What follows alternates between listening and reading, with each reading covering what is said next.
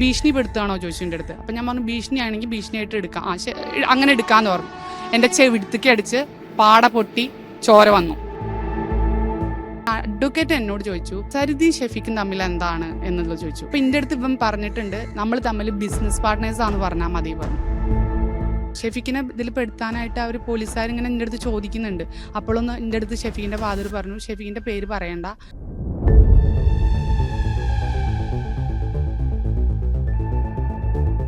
നമ്മൾ സിനിമയിലൊക്കെ കണ്ടിട്ടുള്ളൂ സബ് ജയിൽ. അത് മാവേലിക്ക് അവിടെ അടുത്ത് തന്നെ ഉണ്ടായിരുന്നത്. അതിൻ്റെ ഉള്ളിലേക്ക് കാല് വെച്ചിട്ട് കയറുമ്പോഴാണ് ഞാൻ ഉള്ളിൽ കിടക്കാനാണല്ലോ ദൈവമേ പോണത് എന്നുള്ളൊരു. ഞാൻ അവിടെ ചിത്രീകരിക്കപ്പെട്ടത് മോശം സ്ത്രീയായിട്ടാണ് എൻ്റെ മോൻ്റെ മുന്നിൽ പോലും. അവൻ എന്നോട് ഒരു ചോദ്യം ചോദിച്ചു, ഇക്കുമാമ ഇങ്ങനെയല്ലേ പറയണത്, അപ്പം അങ്ങനെയാണെന്ന് വെച്ചെങ്കിൽ ഫ്ലാറ്റിൽ വെച്ചിട്ട് അമ്മ ഇക്കുമാമയും കൂടിയിട്ട് ഒരുമിച്ച്. നമസ്കാരം. പ്രണയിച്ച് ഒരു യുവതിയെ വിവാഹം കഴിച്ചു. പിന്നീട് ആ യുവതിയുടെ അക്കൗണ്ട് ഉപയോഗിച്ച് വലിയൊരു തട്ടിപ്പ് നടത്തിയ ഒരു ബിരുദൻ്റെ വാർത്തയാണ് മറുനാടൻ ഇന്ന് പുറത്തുവിടുന്നത്. തൃശ്ശൂർ സ്വദേശിനിയായിട്ടുള്ള സരിത എന്ന യുവതിയാണ് ചെങ്ങന്നൂർ കൊല്ലകടവ് സ്വദേശിയായിട്ടുള്ള ഷെഫീഖ് കബീർ എന്ന യുവാവ് പ്രണയിച്ച് വിവാഹം കഴിക്കുകയും പിന്നീട് റിക്രൂട്ട്മെൻറ്റ് തട്ടിപ്പ് നടത്തുകയും ചെയ്തത്. ഈ റിക്രൂട്ട്മെൻറ്റിന് വേണ്ടിയിട്ട് പണം വാങ്ങിയത് സരിതയുടെ അക്കൗണ്ട് വഴിയിട്ടാണ്. പിന്നീട് സരിത പോലീസ് കേസിലേക്ക് അകപ്പെട്ട് 14 ദിവസത്തോളം ജയിലിൽ കഴിയുകയും ഒക്കെ ചെയ്തു. ഇപ്പോൾ എന്തായാലും അതിനെ പറ്റിയിട്ട് സംസാരിക്കുവാനും അന്ന് നൽകിയ പരാതിയിൽ പോലീസിൻ്റെ നടപടി വൈകുന്നു എന്നുള്ള ആരോപണമൊക്കെ ഉന്നയിച്ച് മറുനാടിനൊപ്പം ചേരുകയാണ്. സരിത, എന്താണ് സംഭവിച്ചത് ജീവിതത്തിൽ? ഞാൻ പരിചയപ്പെടുന്നത് 2020 ആളെന്നെ പരിചയപ്പെടുന്നത്. ഒരു സോഷ്യൽ മീഡിയ വാട്സാപ്പ് ഗ്രൂപ്പിലൂടെയാണ് പരിചയപ്പെടുന്നത്. ഞാൻ ടിക്ടോക്കൊക്കെ ചെയ്യുന്നുണ്ടായിരുന്നു. ഞാൻ ഡിവോഴ്സായിട്ട് നിൽക്കുന്ന ടൈം, ആക്ച്വലി എൻ്റെ മാരേജ് കഴിഞ്ഞതായിരുന്നു. ഡിവോഴ്സായി എനിക്കൊരു മോനുണ്ട്. അപ്പോൾ ആ സമയത്ത് പിന്നെയും പല പ്രശ്നങ്ങളുണ്ടായിരുന്നു. അപ്പോൾ ഞാൻ എൻ്റെ വീട്ടിലാണ് താമസിച്ചുകൊണ്ടിരുന്നത്. ആ സമയത്താണ് പരിചയപ്പെടുന്നത് ഷെഫീഖ് കബീറിനെ. പരിചയപ്പെടുന്നത് എന്ന് വെച്ചാൽ ഫ്രണ്ട്ഷിപ്പ് എന്നുള്ള ബേസിൽ തന്നെയാണ് പരിചയപ്പെടുന്നത്. അപ്പോൾ ഈ ഗ്രൂപ്പിലൊരു നിയമം ഉണ്ടായിരുന്നു, PMൽ വന്ന് മെസ്സേജ് അയക്കരുത് എന്നുള്ളത്. പക്ഷേ ഷെഫീഖ് എനിക്ക് PMൽ വന്നിട്ട് മെസ്സേജ് അയച്ചിരുന്നു. അത് കഴിഞ്ഞിട്ട് നമ്മൾ കൊറോണ സമയത്ത് എല്ലായിടത്തും ലോക്ക്ഡൗൺ അല്ലേ ഉണ്ടായിരുന്നത്. ആ സമയത്ത് എല്ലാവരും ഓഫായിട്ടിരിക്കുന്ന സമയത്ത് നൈറ്റിൽ എല്ലാവരും കോൾ ചെയ്യായിരുന്നു. എല്ലാവരും കുറേ നേരം സംസാരിക്കുകയായിരുന്നു. അപ്പോൾ അങ്ങനെയൊക്കെയാണ് നമ്മൾക്ക് ഒരുപാട് ഫ്രണ്ട്സ് ഇന്നുണ്ട്. ആ ഫ്രണ്ട്ഷിപ്പൊക്കെ ഒരുപാട് ആൾക്കാരുടെ ഉണ്ട്. അപ്പോൾ ആ സമയത്ത് ഇവൻ എൻ്റെ അടുത്ത് വന്നിട്ട് ഒരു വട്ടം എൻ്റെ അടുത്ത് ഇഷ്ടമാണെന്ന് പറയാനായിട്ട് മുന്നേ ഗ്രൂപ്പിൽ വന്നിട്ട് മൂപ്പര് പറഞ്ഞു എനിക്ക് സരുവിനെ ഇഷ്ടമാണ്, ഞാനും സരുവും റിലേഷൻഷിപ്പിലാണ്, ഇനി സരുവിൻ്റെ അടുത്ത് ആരും വേറെ രീതിക്കൊന്നും സംസാരിക്കരുത്, കാരണം വെറുതെ തമാശയ്ക്കൊക്കെ എല്ലാവരും ഇന്നെ ഇഷ്ടമാണെന്നൊക്കെ ഗ്രൂപ്പിൽ പറയാറുണ്ട്. അപ്പോൾ അത് ഇനി ആരും സംസാരിക്കരുത് എന്നുള്ളത്. അങ്ങനെ ഈ വോയിസ് എനിക്ക് മറ്റുള്ള ഫ്രണ്ട്സാണ് എനിക്ക് അയച്ചു തരുന്നത്. അപ്പോൾ ഞാൻ എന്താ പറയുക, സ്ലീപ്പിംഗ് പീസ് കഴിച്ചിട്ട് കിടക്കണ ആളാണ്. അപ്പോൾ എനിക്ക് ഉറങ്ങണമെങ്കിൽ അത് വേണം. അത് ഞാൻ ഡിവോഴ്സൊക്കെ ആ സമയം തൊട്ടിട്ട് ഞാൻ അങ്ങനെ കഴിക്കുന്നുണ്ട്. അപ്പോൾ അതൊക്കെ നിർത്താൻ പറഞ്ഞിട്ടാണ് ഇവൻ വന്ന് PMൽ മെസ്സേജ് എനിക്ക് അയച്ചു തരുന്നത്. അപ്പോൾ എനിക്ക് പോസിറ്റീവായിട്ടാണ് ആദ്യമൊക്കെ തോന്നിയത്. ഞാൻ കൂടെ ഉണ്ട് എന്നൊക്കെയുള്ള രീതിക്ക്, ഞങ്ങളെല്ലാവരും കൂടെ ഉണ്ട് എന്നൊക്കെയുള്ള രീതിക്കാണ് സംസാരിച്ചുകൊണ്ടിരുന്നത്. അത് കഴിഞ്ഞിട്ട് എന്താ പറയുക, ഇങ്ങനെ പറഞ്ഞിട്ട് എന്നെ കാണാൻ വന്നു, തൃശ്ശൂർക്ക് കാണാൻ വന്നു. 2-3 വട്ടം കാണാൻ വന്നു. അത് കഴിഞ്ഞിട്ട് മൂപ്പര് അച്ഛനും അമ്മയും കൂടിയിട്ട് കാണാൻ വന്നിട്ടുണ്ടായിരുന്നു. അപ്പോഴൊക്കെ മനസ്സിലായിട്ടുണ്ട് തോന്നുന്നു, എൻ്റെ പൈസ ഉണ്ട്, എനിക്ക് പൈസ വരാനുണ്ട്, അല്ലെങ്കിൽ എനിക്ക് വരും എന്നുള്ളത് മനസ്സിലായി തോന്നുന്നു. അച്ഛനും അമ്മേനെയും കൊണ്ടുവന്നു. നമ്മൾ ഫ്രണ്ട്ഷിപ്പ് ബേസിൽ തന്നെ പപ്പ അമ്മയെന്നാണ് വിളിക്കുക. സംസാരിച്ചിട്ട് അവർ എന്താ പറയുക പോയി. പല തവണയും എന്നെ കാണാൻ വന്നു. പിന്നെ ലിവിങ് റിലേഷൻഷിപ്പ് തുടങ്ങി. അത് കഴിഞ്ഞിട്ട് ഫ്രണ്ട്സൊക്കെ അപ്പോഴും പറയുന്നുണ്ട്, ഇതിൽ കോമൺ ഫ്രണ്ട്സ്, എൻ്റെയും ഷെഫീഖ് കബീറിൻ്റെയും കോമൺ ഫ്രണ്ട്സ് പറയുന്നുണ്ട്, സരു അവൻ ശരിയല്ല, അവൻ നിന്നെ പറ്റിക്കും. അത് അവൻ തന്നെ കേൾക്കുന്നുണ്ട് ബാക്കിൽ നിന്നിട്ട് ഇവർ പറയണത്, വീഡിയോ കോൾ വിളിച്ച് പറയണത്, അവൻ നിന്നെ പറ്റിക്കും, കാരണം നീ കല്യാണം കഴിഞ്ഞിട്ട് ഒരു കുഞ്ഞുള്ളതാണ്, അവന് ഏജ് ഞങ്ങൾക്ക് ഡിഫറൻസ് ഉണ്ടായിരുന്നു, അത് ഞാൻ ലേറ്റായിട്ട് അറിഞ്ഞത്. അപ്പോൾ അവൻ നിന്നെ എന്തായാലും പറ്റിക്കാണ്ടിരിക്കില്ല, നീ വേണ്ട, ഇത് ചെയ്യണ്ട. അപ്പം ഇവൻ ഇത് കേൾക്കുന്നുണ്ട്. ഞാൻ അവൻ്റെ അടുത്ത് ഷെയർ ചെയ്യുമ്പോൾ പലർക്കും പലതും പറയാൻ സരു, പക്ഷെ എനിക്ക് നിന്നെ ഭയങ്കര ഇഷ്ടമാണ്, നമുക്ക് നമ്മളതിനെ അറിയാലോ എന്ന് പറഞ്ഞിട്ട് ഇത് കണ്ടിന്യൂ ചെയ്യാനുള്ള ഇതന്നെ. അപ്പം നമുക്ക് എന്തോ കിട്ടാത്തത് കിട്ടുമ്പോൾ ഉള്ളൊരു ഇത് ഉണ്ടായിരുന്നു, ആ ഒരു സമയത്തുണ്ടായിരുന്നു. അപ്പോൾ ഞാൻ വിശ്വസിച്ചു പോയി, ഭയങ്കരമായിട്ട് വിശ്വസിച്ചു പോയി. അത് കഴിഞ്ഞിട്ട് എൻ്റെ കൂടെ വർക്ക് ചെയ്തിരുന്ന ഒരു ചേച്ചിയുണ്ട്. ചേച്ചിയായിട്ട് ഞാൻ ഫാമിലിപരമായിട്ട് ഭയങ്കര ക്ലോസ് ആണ് ഉണ്ടായിരുന്നത്. ചേച്ചിയാണ് എൻ്റെ അടുത്ത് പറഞ്ഞത് അവനെ കൊണ്ട് അവൻ താലി കെട്ടുമോ നോക്കി വെക്കാം. താലി കെട്ടുന്ന അവൻ പറയുകയാണെച്ചെങ്കിൽ നമുക്കിത് ആദ്യം അവൻ എതിർത്തു താലി കെട്ടാൻ. എന്നുവെച്ചാൽ താലിയിൽ വിശ്വാസമില്ല എന്ന് എൻ്റെ അടുത്ത് ഫസ്റ്റ് പറഞ്ഞത്. അപ്പം ഞാൻ പറഞ്ഞു ഇനി വേണ്ട, ഇവിടെ വെച്ച് അവസാനിപ്പിക്കുക എന്നുള്ള രീതിക്ക് നിന്നു. പക്ഷേ ഈ ചേച്ചീനെയായിട്ട് അവൻ കമ്മ്യൂണിക്കേറ്റ് ചെയ്യാൻ തുടങ്ങി. പലരുമായിട്ട് കമ്മ്യൂണിക്കേറ്റ് ചെയ്തിട്ട് വീണ്ടും എൻ്റെ അടുത്ത് എത്തി, താലി കെട്ടാം എന്നുള്ള രീതിക്ക് എത്തി. നമ്മളൊരു ജോത്സ്യനെ പോയി കണ്ടു. 2021 നവംബർ 3 ഗുരുവായൂർ അമ്പലത്തിൽ നടവഴിയിൽ വെച്ചിട്ടാണ്. എന്നുവെച്ചെങ്കിൽ ഇപ്പം മുസ്ലിം ആയതുകൊണ്ട് അവിടെ വെച്ചിട്ട് താലി കെട്ടിയത്. രജിസ്റ്റർ ചെയ്യാൻ പറ്റിയില്ല, കാസ്റ്റ് ഒന്നല്ലല്ലോ രണ്ടുപേരുടെ, രജിസ്റ്റർ ചെയ്യില്ല പറഞ്ഞു. നമ്മൾ താലി കെട്ടിയിട്ട് നമുക്ക് മംഗല്യ പൂജ എന്നൊക്കെ പറഞ്ഞിട്ട് ഒരു പൂജ ഉണ്ടായിരുന്നു. അതിന് ഇവൻ്റെ കൂടെ രാമേശ്വരത്ത് അമ്പലത്തേക്ക് വന്നിട്ടുണ്ട്. നമ്മൾ രാമേശ്വരത്ത് പോയിട്ട് ചെയ്തിട്ടുമുണ്ട്. അതൊക്കെ കഴിഞ്ഞ് അപ്പോൾ എനിക്ക് വിശ്വാസം കൂടി എന്ന് വെച്ചെങ്കിൽ ഉണ്ടാവും എന്നുള്ള രീതിക്ക്. അപ്പോൾ രജിസ്റ്റർ ചെയ്യാൻ ഞാൻ പറഞ്ഞുകൊണ്ടിരിക്കുന്നുണ്ട്. അപ്പോൾ രജിസ്റ്റർ ചെയ്യാം, നീ ടൈം എല്ലാം കൂടി ഒരുമിച്ച് പറ്റില്ല, ടൈം താ എന്നെ അടുത്ത് പറയുന്നുണ്ട്. അപ്പോൾ ഞാൻ അത്രയും ചെയ്തില്ല, ഇനിയിപ്പോൾ ചെയ്തോളും എന്നുള്ള രീതിക്കുന്നു. അത് കഴിഞ്ഞിട്ട് അവൻ പറഞ്ഞു ഇനി ഇവിടുന്ന് വീട്ടിൽ നിന്ന് മാറാം നമുക്ക്. അപ്പോൾ കൊച്ചിയാണ് തിരഞ്ഞെടുത്തത്. കൊച്ചിയിലേക്ക് എൻ്റെ വീട്ടിൽ നിന്ന് മാറാന്നുള്ളത്. തൃശ്ശൂരിൽ നിന്ന് എൻ്റെ അനിയന് വിവാഹപ്രായമൊക്കെ എത്തി. അപ്പോൾ ഇനിയിപ്പോൾ കല്യാണം കഴിഞ്ഞ ഡിവോഴ്സായിട്ട് ചേച്ചി വീട്ടിൽ നിൽക്കണ്ട എന്ന് വിചാരിച്ചിട്ട് അവൻ തന്നെയാണ് എൻ്റെ അടുത്ത് പറഞ്ഞത് കല്യാണം കഴിഞ്ഞില്ലേ ഇപ്പോൾ മാറാം. അപ്പം എൻ്റെ വീട്ടിൽ അറിഞ്ഞിട്ടില്ല കേട്ടോ, മാരേജ് ചെയ്തത് വീട്ടിൽ അറിഞ്ഞിട്ടില്ല. അപ്പോൾ കൊച്ചിയിൽ അങ്ങനെ താമസം മാറ്റി. കൊച്ചിയിൽ എങ്ങനെയാണെന്ന് വെച്ചെങ്കിൽ ഇവൻ പറഞ്ഞേക്കണത് എൻ്റെ കയ്യിൽ ഇത്രയും പൈസ വരുന്നുണ്ടല്ലോ, അപ്പോൾ എൻ്റെ വീട്ടിൽ പറയാൻ പറഞ്ഞത് സ്വന്തമായിട്ട് ഫ്ലാറ്റ് എടുത്തു എന്ന് പറയാം. അപ്പോൾ ഈ പൈസ പോയത് അറിയില്ലല്ലോ, ഏത് വഴിക്കാണ് പൈസ പോയെന്ന് ഫ്ലാറ്റ് എടുത്തു എന്ന് പറഞ്ഞു കഴിഞ്ഞാൽ അങ്ങനെ പറയാലോ. എൻ്റെ പേരൻസിന് അങ്ങനെ പറഞ്ഞ് വിശ്വസിച്ചു. പൈസ എങ്ങനെ കിട്ടി? ഡിവോഴ്സിന്റെ ആളുടെ സ്ഥലം വിറ്റ പൈസയൊക്കെ ഉണ്ടായിരുന്നു. അങ്ങനത്തെ കുറച്ച് എമൗണ്ട്. പിന്നെ ഞാൻ ജോലി ചെയ്തായിരുന്നു, ഞാൻ നേഴ്സായിട്ട് വർക്ക് ചെയ്തായിരുന്നു, അങ്ങനെ പൈസ ഉണ്ടായിരുന്നു. അപ്പോൾ ഇവൻ എന്താ പറയുക അങ്ങനെ പറയാൻ പറഞ്ഞിട്ട് ഞാൻ അങ്ങനെ തന്നെയാണ് വീട്ടിൽ പറഞ്ഞത്. എപ്പോഴാണ് ഇയാൾ ഈ തട്ടിപ്പ് നടത്തുന്നത്? അത് ഈ കല്യാണം കഴിഞ്ഞിട്ട് 1 ഇയർ ആവണായിട്ട് മുന്നേ തന്നെ അവൻ്റെ തന്നെ ഒരു ഫ്രണ്ടാണ്, പേര് പറയണില്ല, അവരുടെ അവൻ്റെ ഒരു ഫ്രണ്ടാണ് ഫസ്റ്റ് അക്കൗണ്ടിലേക്ക് പൈസ ഇടണത്, റിക്രൂട്ട്മെൻറ്റ് നടത്താൻ വേണ്ടിയിട്ട് UK. അത് എന്തോ ജിമ്മിൻ്റെ എന്തോ കൊണ്ടാണ് ഫസ്റ്റ്. അതെ അവരാണ് ഫസ്റ്റ് എമൗണ്ട് ഇടുന്നത്. അത് ഈ മൂപ്പരുടെ ഫ്രണ്ടാണ്. അത് 7.5 ലക്ഷം രൂപ.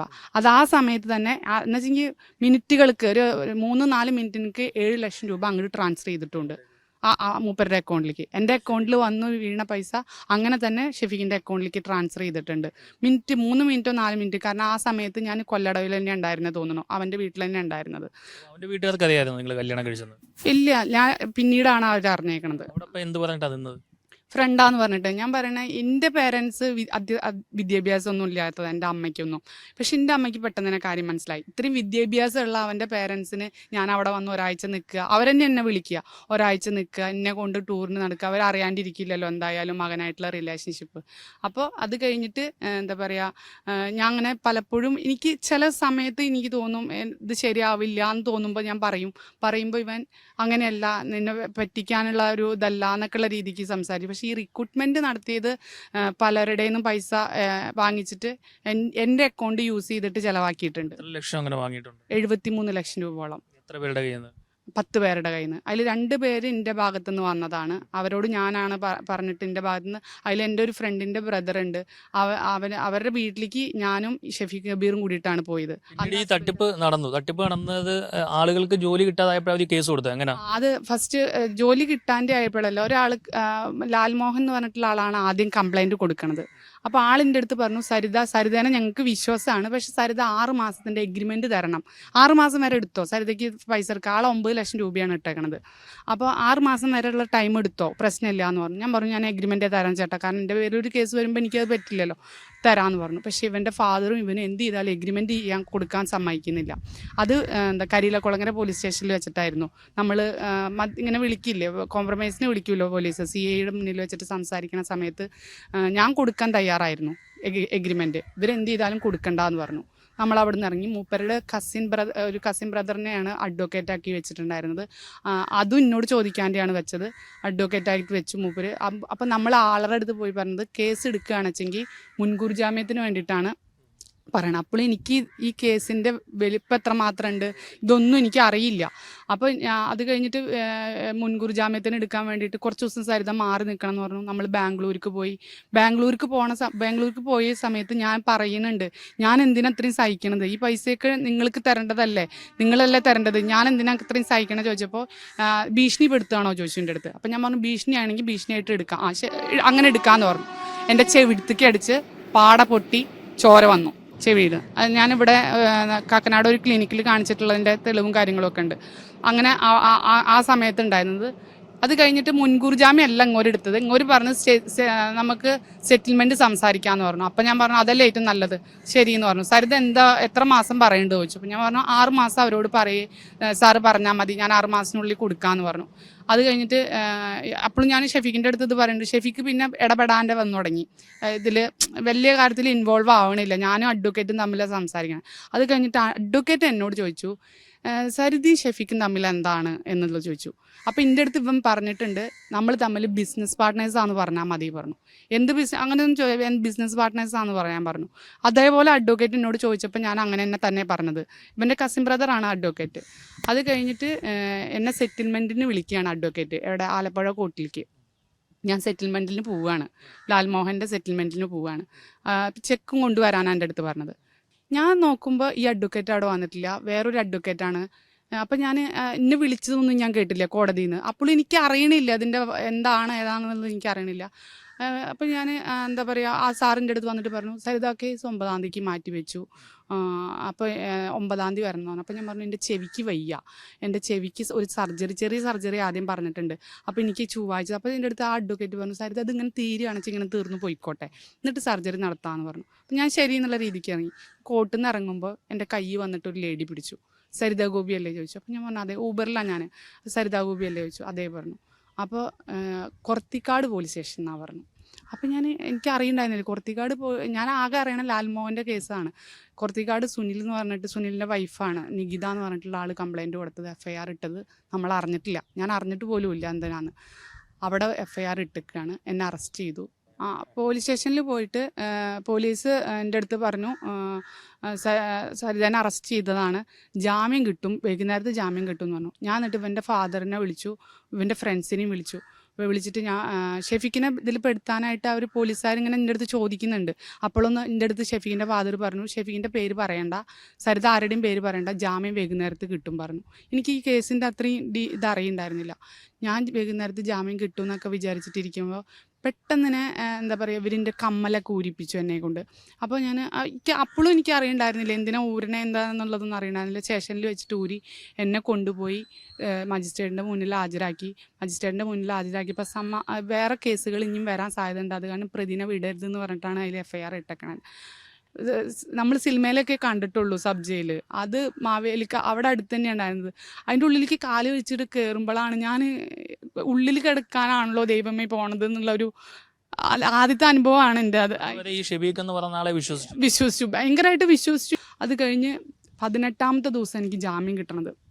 18-ാമത്തെ ദിവസം ജാമ്യം കിട്ടി. എൻ്റെ മോനും അച്ഛനൊക്കെ കാണാൻ വന്നിട്ടുണ്ടായിരുന്നു അതിൻ്റെ ഇടയിൽ. അപ്പോൾ ഒരു മകളേനെ കാണേണ്ട ഒരു അച്ഛൻ്റെ ഒരു അവസ്ഥ എൻ്റെ അച്ഛനമ്മയ്ക്ക് ഒന്നും അറിയണ്ടായിരുന്നില്ല. മീൻസ് എന്താ പറയുക, ഞാൻ കല്യാണം കഴിച്ചതുപോലും എൻ്റെ അച്ഛനമ്മയ്ക്കൊന്നും അറിഞ്ഞിട്ടില്ല, ആരും അറിഞ്ഞിട്ടുണ്ടായിരുന്നില്ല. മോൻ്റെ ഒരവസ്ഥ ജീവിതത്തിൽ ആർക്കും അങ്ങനത്തെ ഒരു അവസ്ഥ വരരുതേന്നായിരുന്നു. അപ്പോൾ എൻ്റെ മോൻ്റെ അടുത്ത് ഞാൻ അവിടെ നിന്ന് കരയുമ്പോൾ പറയും അമ്മ സ്ട്രോങ് ആയിട്ടിരിക്കുക, നമുക്ക് എന്താ പറയുക, അമ്മ എപ്പോഴും സ്ട്രോങ് അല്ലേ, അങ്ങനെ ആയിട്ടിരിക്കുമെന്ന് പറയും. ഞാനങ്ങനെ ആരുടെ മുന്നിലും കരയാറൊന്നുമില്ല. അങ്ങനെ എന്താ പറയുക, 18-ാമത്തെ ദിവസം ഞാൻ ഇറങ്ങി കഴിഞ്ഞപ്പോൾ എന്നെയും കൊണ്ട് ഇവൻ്റെ വീട്ടിലേക്കാണ് ഫസ്റ്റ് പോണത്. അവൻ്റെ വീട്ടിൽ പോയി പിറ്റേ ദിവസം എൻ്റെ പേരൻസിനെ കാണാനായിട്ട് തൃശ്ശൂർ പോയി തിരിച്ച് ഫ്ലാറ്റിൽ അവൻ്റെ അച്ഛനും അമ്മയും അവനും കൂടിയിട്ട് വന്ന് നിന്നു. ഫ്ലാറ്റിൽ കൊച്ചിയിൽ വന്ന് നിന്നു. അപ്പം എന്നെ വിളിക്കുകയാണ്, എൻ്റെ മോൻ വിളിക്കുകയാണ്, ഇതൊന്നല്ല സ്റ്റോറി, അമ്മ വിചാരിക്കണ പോലെയുള്ള സ്റ്റോറി ഒന്നല്ല എന്ന്. എൻ്റെ അനിയനുണ്ട് അനിയനൊന്നും എന്നെ ജയിലിൽ വെച്ച് കാണാൻ വന്നില്ല. അപ്പം ഞാൻ അനിയനെ ഭയങ്കരമായിട്ട് തെറ്റിദ്ധരിക്കലൊക്കെ ഉണ്ടായിട്ടുണ്ട്. അപ്പോൾ അവൻ എൻ്റെ അടുത്ത് പറയുന്നുണ്ട്, ഇതൊന്നല്ല സ്റ്റോറി, വേറെ അടുത്തുള്ള ഒരു വീട്ടിലത്തെ ഒരു ചേട്ടനുണ്ട്, ആ ചേട്ടൻ്റെ അടുത്ത് ഇവൻ വിളിച്ചിട്ട് ഷെഫീക്ക് വിളിച്ചിട്ട് പറയുന്നുണ്ട്, ഞാൻ അവളെ കല്യാണമൊന്നും കഴിച്ചിട്ടില്ല. അയാൾ ഇവനോടെന്തോ ചൂടായി സംസാരിച്ച് തോന്നുന്നു. ഞാൻ അവളെ കല്യാണം കഴിച്ചിട്ടൊന്നുമില്ല, അവളതൊക്കെ വെറുതെ പറഞ്ഞ് നടക്കുകയാണ് എന്നൊക്കെ പറയണ റെക്കോർഡ്സ്, ഇയാൾ ഫോൺ വിളിച്ചത് റെക്കോർഡ്സ് അവിടെയൊക്കെ മൊത്തം പാട്ടായി. അപ്പോൾ അതെൻ്റെ മോനാണ് എന്നെ വിളിച്ച് പറയണത്. അപ്പോൾ ഞാൻ ഇത് ഫോണിൽ വിളിച്ച് നിൽക്കുമ്പോൾ ഇവൻ്റെ ഫ്രണ്ടിൽ നിൽക്കുക, ഞാൻ അത് കേൾക്കുക. അപ്പോഴും ഞാൻ ഇവനെ വിശ്വസിക്കുകയാണ്, ഷെഫീഖിനെ വിശ്വസിക്കുകയാണ് പറയണതൊക്കെ. അപ്പോൾ മുഹമ്മദ് ഇത് വിളിച്ച് പറഞ്ഞപ്പോഴും ഞാൻ ഓക്കെ, ആ ഒരു ലെവലിൽ ഞാൻ ഈ പറയണ വീടിൻ്റെ അടുത്തുള്ള ആളാണ് എന്നെ തെറ്റിദ്ധരിപ്പിക്കണേന്നാണ് വിചാരിച്ചത്. അത് കഴിഞ്ഞിട്ട് ഞാൻ പറഞ്ഞു എനിക്ക് റെക്കോർഡ് കേൾക്കണം എന്ന് പറഞ്ഞു. ആൾ പറഞ്ഞു ഞാൻ അയച്ചു തരില്ല, ഞാൻ കേൾപ്പിച്ച് തരാമെന്ന് പറഞ്ഞു. അത് കഴിഞ്ഞിട്ട് അയാളെ കാണാൻ പോയി. റെക്കോർഡ്സൊക്കെ അയാളുടെ കയ്യിലുണ്ട്, ഇപ്പം പറയണതൊക്കെ ഉണ്ട്. അപ്പോൾ ഇതിൻ്റെ ഇടയിൽ ഞാനൊരു അബോർഷൻ ചെയ്തിട്ടുണ്ടായിരുന്നു ഷെഫീഖിൻ്റെ കുഞ്ഞിനെ, തൃശ്ശൂർ സ്വകാര്യ ഹോസ്പിറ്റലിൽ വെച്ചിട്ടാണ്. അതിപ്പം പറയണത് അവൻ അറിയില്ല. അങ്ങനെ അപ്പം ഞാൻ അവിടെ ചിത്രീകരിക്കപ്പെട്ടത് മോശം സ്ത്രീയായിട്ടാണ്, എൻ്റെ മോൻ്റെ മുന്നിൽ പോലും, അവൻ്റെ മുന്നിൽ പോലും മോശം. അവൻ എന്നോട് ഒരു ചോദ്യം ചോദിച്ചു, അമ്മ ഇക്കുമാമ എന്നാ വിളിക്കുക, ഇക്കുമാമ ഇങ്ങനെ പറഞ്ഞ് ഇങ്ങനെയല്ലേ പറയണത്, അപ്പം അങ്ങനെയാണെന്ന് വെച്ചെങ്കിൽ ഫ്ലാറ്റിൽ വെച്ചിട്ട് അമ്മയ്ക്കും മാമിയും കൂടിയിട്ട് ഒരുമിച്ച് ഒരു റൂമിൽ കിടക്കണത് എന്താ, അങ്ങനെ ഒരു ചോദ്യം എൻ്റെ മോനോട് ചോദിച്ചു. അത് ഞാൻ അവനോട് പറഞ്ഞപ്പോൾ അങ്ങനെ ചോദിച്ചു അവൻ എൻ്റെ അടുത്ത് ഷെഫീക്ക് ചോദിച്ചു. അപ്പോൾ ഞാൻ പറഞ്ഞു ചോദിച്ചു പറഞ്ഞു. അപ്പോൾ അത് കഴിഞ്ഞിട്ട് എന്താ പറയുക, ഇവൻ്റെ അടുത്ത് ഞാൻ ഇതൊക്കെ ചോദിച്ചു, ഇങ്ങനെ പറഞ്ഞിട്ടുണ്ടോ എന്നൊക്കെ ചോദിച്ചപ്പോൾ പറഞ്ഞു ഇല്ല ഞാൻ അങ്ങനെയൊന്നും പറഞ്ഞിട്ടില്ല, അത് അയാൾ നുണ പറയുകയാണ്, ഭയങ്കരമായിട്ട് വാദിച്ചു നിന്നു. പിന്നെ എൻ്റെ സ്ഥലം വിൽക്കാനായിട്ടുള്ള ഇതാണ് പിന്നെ ഈ കാശ് കൊടുക്കാൻ. പിന്നീട് ഈ ചതിയാന്ന് എങ്ങനെയാ മനസ്സിലാവുന്നത്? അത് അപ്പോഴൊന്നും എനിക്ക് മനസ്സിലായിട്ടില്ല. ഇപ്പം ബ്രെയിൻ വാഷ് ചെയ്തിട്ട് മാറ്റി പറഞ്ഞു. അത് കഴിഞ്ഞിട്ട് എൻ്റെ സ്ഥലം ഒരു 9 സെന്റ് സ്ഥലം ഉണ്ട് എൻ്റെ അച്ഛൻ്റെ പേരിൽ. മറ്റുള്ളവർ പ്രശ്നം ഉണ്ടാക്കാൻ നിൽക്കുകയാണ്, കാരണം ഇവൻ്റെ പേരിൽ പ്രശ്നം ഉണ്ടാക്കി തുടങ്ങി, ഇവൻ്റെ വീട്ടിലേക്കൊക്കെ അവർ വന്നു തുടങ്ങി. അപ്പോൾ ഇവൻ എന്ത് ചെയ്തു, ഈ സ്ഥലം വിൽക്കാൻ ഇത് കാണിച്ചു തുടങ്ങി. ഈ സ്ഥലം വിറ്റിട്ട്, എന്നാലും അവൻ്റെ സ്ഥലം വിൽക്കാനോ ഒന്നിനും അവൻ തയ്യാറാവണില്ല. വേണം. അപ്പൊ സ്ഥലം വിൽക്കാനായിട്ട് എൻ്റെ വീട്ടിൽ വന്നിട്ട് അച്ഛനോട് പറഞ്ഞു. അച്ഛൻ പാവം പേടിച്ചിട്ട് വിൽക്കാന്നുള്ള ലെവലെത്തി, കൊടുക്കാന്നുള്ള ലെവലെത്തി. അങ്ങനെ ഇവര് വന്നു സംസാരിച്ചു, അച്ഛൻ ഓക്കെ പറഞ്ഞു. അങ്ങനെ കൊടുക്കാനുള്ള അതിൻ്റെ പേപ്പേഴ്സ് ഒന്നും റെഡി ആയിരുന്നില്ല പെട്ടെന്ന് തന്നെ. അതുകൊണ്ട് അത് കൊടുക്കാൻ്റെ ആയി, അല്ലെങ്കിൽ അത് കൊടുത്തിട്ട് അവൻ ചെയ്ത് സെറ്റിൽമെന്റ് ചെയ്യാനുള്ള തയ്യാറെടുപ്പിലായിരുന്നു. അത് നടന്നില്ല എന്ന് കണ്ടപ്പോൾ അവൻ ഫ്ലാറ്റിൽ നിൽക്കണു പോണു ഒക്കെ ഉണ്ട് കേട്ടോ. പെട്ടെന്ന് ഒരു ദിവസം എൻ്റെ അടുത്ത് വന്നു, ഫ്ലാറ്റിലേക്ക് വന്നു. ഫ്ലാറ്റിൽ കയറിയില്ല, താഴത്തേക്ക് ഇറങ്ങി സംസാരിക്കണം എന്ന് പറഞ്ഞു. ശരി, താഴത്തേക്ക് ഇറങ്ങി ചെന്നപ്പോൾ ആളെൻ്റെ ഒരു കഫേയിലേക്ക് കൊണ്ടുപോയി, കാക്കനാടുള്ള ഒരു കഫേയിലേക്ക് കൊണ്ടുപോയിട്ട് എൻ്റെ അടുത്ത് പറഞ്ഞു, നീ എന്താ ഉദ്ദേശിക്കണേ ചോദിച്ചു. അപ്പോൾ ഞാൻ പറഞ്ഞു നമ്മൾ മുന്നോട്ട് പോകാൻ തന്നെയാണ് ഉദ്ദേശിക്കുന്നത്, പറഞ്ഞു തീർക്കാം എന്ത് പ്രശ്നം ഉണ്ടെങ്കിലും. കാരണം സെക്കൻഡ് ഒരു റിലേഷൻഷിപ്പ് ഇനിയും എല്ലാവരും അറിഞ്ഞു, ഇനി ഞാൻ അത്രയും നാണം കേട്ടു, ഫ്രണ്ട്സും റിലേറ്റീവ്സും എല്ലാവരും അറിഞ്ഞു. അപ്പോൾ അത് മുന്നോട്ട് കൊണ്ടുപോകണം തന്നെയല്ലേ ആഗ്രഹം ഉണ്ടാവുക. അപ്പോൾ ഞാൻ അങ്ങനെ പറഞ്ഞു തീർക്കാന്നുള്ള ലെവലിൽ പറഞ്ഞപ്പോൾ അവൻ പറഞ്ഞു ഇനി ഈ റിലേഷൻഷിപ്പ് കൊണ്ട് ഞാൻ ഒരുപാട് അനുഭവിച്ചു, ഇനി ഇത് മുന്നോട്ട് കൊണ്ടുപോകാൻ എനിക്ക് താല്പര്യമില്ല പറഞ്ഞു. എനിക്ക് ഫുൾ ബ്ലാങ്കായി, ഞാൻ എന്താ ചെയ്യേണ്ടത്, എൻ്റെ അക്കൗണ്ട് 0 ബാലൻസ്, പിന്നെ മുന്നോട്ടുള്ള ജീവിതം എങ്ങനെയാണ്, ഫ്ലാറ്റിൽ വാടകയ്ക്കാണ് താമസിക്കുന്നത്, ഞാൻ എൻ്റെ മോൻ എന്ത് ചെയ്യും, ഒന്നും എനിക്കറിയില്ല. ഞാൻ ഭയങ്കര ഒരു അവസ്ഥയിലെത്തി. അവിടെ വന്നു, അവൻ്റെ കുറേ സാധനങ്ങൾ ഫ്ലാറ്റിലുണ്ടായിരുന്നു, ഞാൻ അതൊക്കെ എടുത്തു കൊടുത്തു. അവൻ അപ്പോഴും കയറിയില്ല. അപ്പോൾ ഹഗ് ചെയ്യാൻ വന്നപ്പോൾ ഞാൻ സമ്മതിച്ചില്ല, ഞാൻ വേഗം കയറി ഫ്ലാറ്റിലേക്ക് പോയിട്ട് ഞാൻ ആത്മഹത്യക്ക് ശ്രമിച്ചു. അപ്പോഴത്തേനും എൻ്റെ ഫ്രണ്ട്സൊക്കെ വന്നു, ആത്മഹത്യ ശ്രമിച്ചു.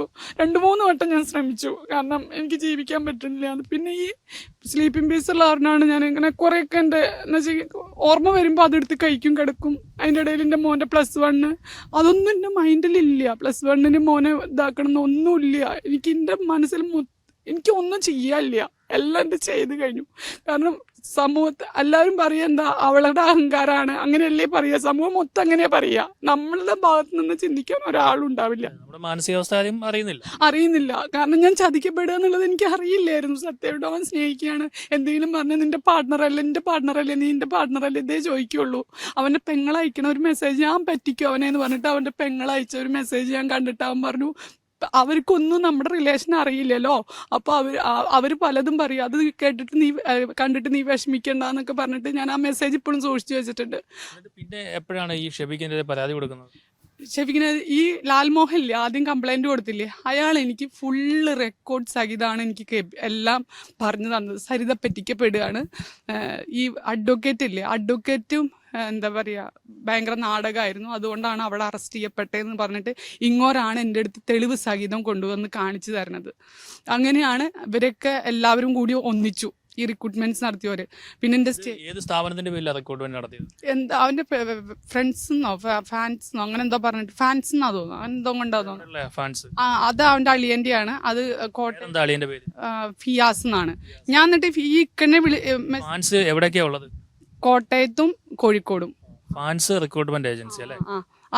ഞാൻ ഈ അളിയന് മെസ്സേജ് അയച്ചു. അപ്പൊ അളിയന് മെസ്സേജ് അയച്ചപ്പോൾ അളിയൻ്റെ അടുത്ത് പറഞ്ഞു, സരിത ഞാൻ അറിയാണ്ടാണ് പലതും നടന്നത്, ഇനി കേസിന് പോവുകയാണെന്ന് വെച്ചാൽ അത് അതിന്റെ വഴിക്ക് പോയിക്കോട്ടെ. ഞാൻ പറഞ്ഞു ഇത് ഭയങ്കര പ്രശ്നത്തിലേക്ക് പോവുകയാണ് കാര്യങ്ങൾ, കാരണം റിക്രൂട്ട്മെന്റ്സ് നടത്തിയവരൊക്കെ അവർ വേറെ രീതിക്കാണ് പറഞ്ഞുണ്ടാക്കണത്. അപ്പൊ അളിയൻ അങ്ങനെ എനിക്ക് മെസ്സേജ് അയച്ചത്. ഇപ്പം കേസ് എവിടെ കൊടുത്തേക്കുന്നത്? ഞാൻ SP ക്കാണ് കൊടുത്തത്. കാരണം 2 ക്രിമിനൽ കേസിന്റെ പേരിലുള്ള കാരണം പോലീസ് സ്റ്റേഷനിൽ കേസ് എടുക്കില്ല എന്ന് പറഞ്ഞു. അപ്പോൾ ഞാൻ SP ക്ക് കംപ്ലൈന്റ് കൊടുത്തു. കംപ്ലൈന്റ് കൊടുത്തത് 420 എന്നുവെച്ചെങ്കിൽ ചീറ്റിംഗ് കേസ്. അത് അപ്പോൾ അതിൽ അവർ ഇട്ടേക്കണത് 406 420 വകുപ്പാണ്. പക്ഷേ ഞാൻ പോലീസുകാരോട് ചോദിച്ചു ഇവനെ വരണ്ടേ സെറ്റിൽമെന്റ്, കാരണം ഇവർ ഈ റിക്രൂട്ട്മെന്റ് നടത്തിയവരൊക്കെ പാവങ്ങളാണ്, അവരിൽ 1 രൂപ പോലും ഇല്ല. ഒരു ആൻറ്റി വാടകയ്ക്കാണ് താമസിക്കുന്നത്. അവരുടെ വിഷമം കണ്ടിട്ട് അവർ പ്രാവ് എന്നി മോനെയും എന്ന് വെച്ചാൽ അറിഞ്ഞുകൊണ്ടല്ല അവർ പ്രാവണത്, എന്താ ചെയ്യുക, അവരുടെ ദൈനികാവസ്ഥ കൊണ്ടാണ്. അപ്പോൾ അത് എനിക്ക് കാണുമ്പോൾ എനിക്ക് ഭയങ്കര ഫീൽ ഉണ്ട്. അപ്പം ഞാൻ പോലീസുകാരോട് ചോദിച്ചു സെറ്റിൽമെന്റിന് അവനെ കൊണ്ടുവരാൻ പറ്റുമോ. അപ്പോൾ അപ്പോഴും ഞാൻ അറസ്റ്റ്, അപ്പോൾ അവർ പറഞ്ഞു അവൻ വരണത് എന്നാണോ അന്നാണ് അറസ്റ്റ് ചെയ്യാൻ പറ്റുള്ളൂ എന്ന്.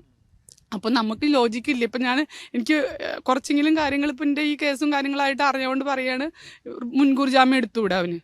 അപ്പം മുൻകൂർ ജാമ്യം എടുത്തവരുടെ പൈസ എങ്ങനെയാണ് കൊടുത്തു തീർക്കുക? അപ്പോഴും കേസിന്റെ പേരിലല്ലേ വരിക. ഇനി എന്താ തീരുമാനം? സെറ്റിൽമെന്റ് അവരുടെ പൈസ കൊടുക്കണം. എനിക്ക് എങ്ങനെയെങ്കിലും അവരുടെ പൈസ മേടിച്ചു കൊടുക്കും. എൻ്റെ അടുത്ത് പറഞ്ഞത് കടായിട്ടാണ് നിന്റെ നിന്ന് മേടിച്ചത് എനിക്ക് അതൊന്നും ഒരു വിഷയമില്ല. കടായിട്ടാണ്. 60 പോയിട്ടുണ്ട്. എന്തായാലും വലിയ ഒരു അവസ്ഥയിൽ, ഒരു വലിയ ദുരിതാവസ്ഥയിൽ തന്നെയാണ് സരിത ഇപ്പോൾ ഉള്ളത്. ഒരുപാട് ഷെഫീഖുമാർ ഇതുപോലെ പല പെൺകുട്ടികളെ, അത് വിവാഹം കഴിഞ്ഞ് വിവാഹമോചനം നേടിയ പല യുവതികളെയും ഇതുപോലുള്ള ഷെഫീഖുമാർ എത്തി പലതും പറഞ്ഞ് പ്രലോഭിപ്പിച്ച് പ്രണയത്തിലാക്കി വിവാഹം കഴിക്കും, അല്ലെങ്കിൽ വിവാഹം കഴിച്ചുമൊക്കെ ഇത്തരത്തിലുള്ള വലിയ തട്ടിപ്പുകൾ നിരന്തരം നടത്തിക്കൊണ്ടിരിക്കുകയാണ്. സരിതയ്ക്ക് കുറച്ച് ധൈര്യമുള്ളത് കൊണ്ടാണ് മാധ്യമങ്ങളുടെ മുന്നിൽ ഇക്കാര്യങ്ങൾ പറയാൻ തയ്യാറായി വന്നത്. ഇതുപോലെ പറയാത്ത ഒരുപാട് സ്ത്രീകളുണ്ട്, അതെനിക്ക് നേരിട്ടറിയാവുന്നതാണ്. എന്നോട് തന്നെ പലപ്പോഴും പലരും ഫോണിൽ വിളിച്ച് ഇത്തരം വിഷമങ്ങളൊക്കെ പറയും. പക്ഷേ അവർക്കൊന്നും ക്യാമറയുടെ മുന്നിൽ വന്ന് പറയാനോ അല്ലെങ്കിൽ പോലീസ് സ്റ്റേഷനിൽ പരാതി കൊടുക്കാനോ ഒന്നും ഒരു ധൈര്യമില്ല. ഇത്തരത്തിൽ നിരവധി ഷെഫീഖുമാർ ഈ ചതി നടത്തി ഇങ്ങനെ വിലസി നടക്കുന്നുണ്ട്. എന്തായാലും ഈ ഷെഫീഖ് ഇപ്പോൾ സൗദി അറേബ്യയിലാണെന്നാണ് സരിത പറയുന്നത്. 1 കോടിയിലധികം രൂപയുടെ നഷ്ടമാണ് ഉണ്ടാക്കിയിരിക്കുന്നത്. സരിതയുടെ അക്കൗണ്ടിലുണ്ടായിരുന്ന ഏകദേശം 60 ലക്ഷത്തിലധികം രൂപയും റിക്രൂട്ട്മെന്റിന്റെ പേരിൽ പല പാവങ്ങളുടെ കയ്യിൽ നിന്നും 9 ലക്ഷം 6 ലക്ഷം 8 ലക്ഷം ഒക്കെ മേടിച്ച വകയിൽ ഒരു 75 ലക്ഷത്തോളം രൂപയും അടക്കമാണ് ഇയാൾ തട്ടിയെടുത്തത്. ഇയാളുടെ അളിയൻ, അതായത് സഹോദരിയുടെ ഭർത്താവാണെന്നാണ് കരുതുന്നത്. അയാളുടെ ഫാൻസ് എന്ന് പറയുന്ന ഒരു റിക്രൂട്ട്മെന്റ് ഏജൻസിയുടെ മറവിലാണ് ഇത്തരത്തിൽ തട്ടിപ്പ് നടത്തിയതെന്നുമാണ് സരിത പറയുന്നത്. എന്തായാലും ഇക്കാര്യത്തിൽ പോലീസിൽ പരാതി നൽകിയിട്ടുണ്ട്. SP ക്ക് നൽകിയ പരാതിയിൽ പോലീസ് FIR ഇട്ടിട്ടുണ്ട്. പക്ഷേ ഇയാളെ അറസ്റ്റ് ചെയ്യാനുള്ള നടപടിക്രമങ്ങളൊന്നും തന്നെ ഇതുവരെയും എടുത്തിട്ടില്ല എന്നാണ് സരിത പറയുന്നത്. ഇത് മറ്റുള്ളവർക്ക് കൂടി സന്ദേശമാണ്, മറ്റ് പെൺകുട്ടികൾക്കും അല്ലെങ്കിൽ വിവാഹമോചനം കഴിഞ്ഞ പെൺകുട്ടികൾക്കും കൂടി ഒരു വലിയൊരു മെസ്സേജാണ് നൽകുന്നത്. നിങ്ങളാരും ഇത്തരത്തിലുള്ള ഷെഫീഖുമാരുടെ ചതിയിൽ പോയി വീഴാതിരിക്കുക, ജീവിതം തുലയാതിരിക്കട്ടെ. കൊച്ചിയിൽ നിന്നും ശബരിനാഥിനോടൊപ്പം R. പിയൂഷ്, മറുനാടൻ TV.